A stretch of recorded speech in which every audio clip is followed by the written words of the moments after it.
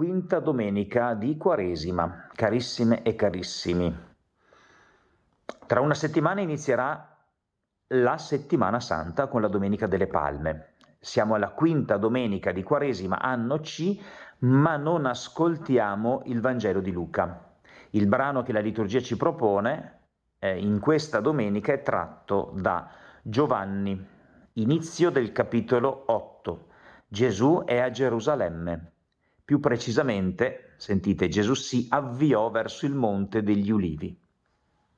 Questi luoghi così importanti nella storia di Gesù iniziano a presentarsi già ben prima, ecco, della sua passione, morte e risurrezione. Ma al mattino si recò di nuovo nel Tempio e tutto il popolo andava da lui ed egli sedette, si mise a insegnare loro. E poi ciò che accade lo conosciamo abbastanza bene, direi. Allora gli scribi e i farisei gli condussero una donna sorpresa in adulterio e poi chiedono a Gesù, insomma, questa donna sorpresa in flagrante adulterio, cosa dobbiamo fare? Mosè nella legge ci ha comandato di lapidare donne come questa, tu che ne dici? Dicevano questo per metterlo alla prova e per avere motivo di accusarlo. Questo brano lo conosciamo benissimo perché una frase pronunciata da Gesù in questa scena è diventata proverbiale. Chi di voi è senza peccato getti per primo la pietra contro di lei. Noi diciamo chi è senza peccato scagli la prima pietra. È una sorta di espressione proverbiale uscita dal genio di Gesù, perché qui Gesù è veramente un genio. Cosa c'è di geniale nella risposta che Gesù dà verbalmente, ma prima ancora con il suo corpo, a questi scribi e farisei, i quali coltivano nel loro cuore e nella loro mente soltanto progetti di morte, perché presentano una donna con la possibilità di metterla a morte con la lapidazione, ma l'intento di fondo non è tanto la donna in sé, ma è trovare in qualche modo un pretesto per mettere a morte Gesù. È molto drammatica questa scena, immaginiamola veramente in tutta la sua tensione drammatica. Cosa fa Gesù di fronte a questi uomini che hanno in mano la parola di Dio, la legge di Mosè, ma la usano strumentalmente allo scopo di mettere a morte qualcuno, condannare qualcuno, opprimere qualcuno, schiacciare qualcuno, come fa Caino.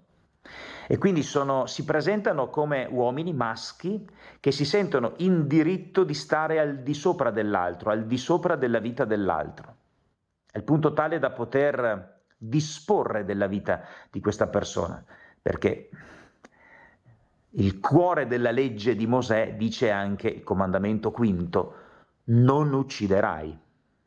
Tutto il resto va interpretato a partire da questo cuore, no, della legge, che Gesù riassume dicendo ama il Signore Dio tuo, ama il prossimo tuo.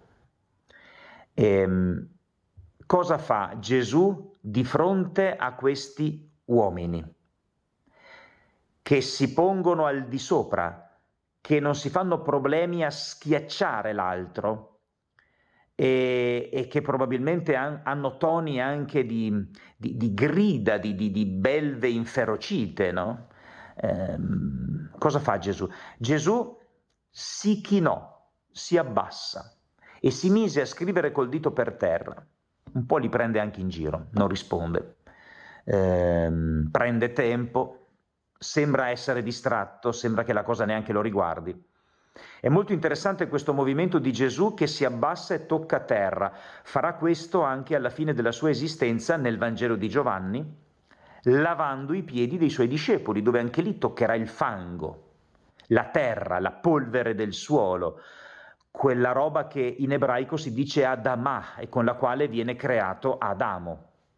A me sembra che Gesù qui scriva per terra, è un pensiero che mi è venuto, è soltanto un pensiero mio, Gesù che scrive per terra sembra il figlio di Dio che sta per scrivere la storia di un nuovo Adamo, perché questo Adamo qui, violento, avido, assetato di potere e con il cuore gonfio di perfidia, di malvagità, non è l'Adamo che era uscito dal progetto di Dio, che era un progetto di comunione, di alleanza, di pace, di shalom.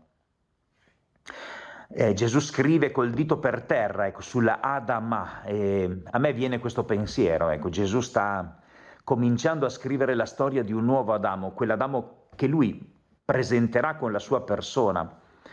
Allora, Gesù abbassa se stesso, mentre loro si innalzano, abbassa anche i toni e in questo modo riesce a sollevare poi la vita di questa donna.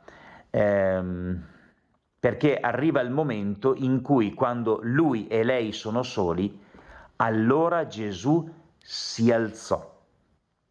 È il verbo della risurrezione, è il verbo della Pasqua. È una Pasqua che coinvolge anche questa donna che era sostanzialmente già una condannata a morte, ma Gesù le permette di risollevarsi. Ed è interessante che Gesù usa la sua parola non per condannare. Nessuno ti ha condannata? Dove sono? E le rispose: nessuno, Signore, neanch'io ti condanno. Però al tempo stesso Gesù le dice: va e d'ora in poi non peccare più. Ecco, la misericordia di Dio non è il pretesto per dire che qualsiasi cosa facciamo va bene, no, va bene soltanto ciò che ci permette di avere vita, di condividere vita, di generare vita, gli uni nelle storie degli altri. Buona domenica.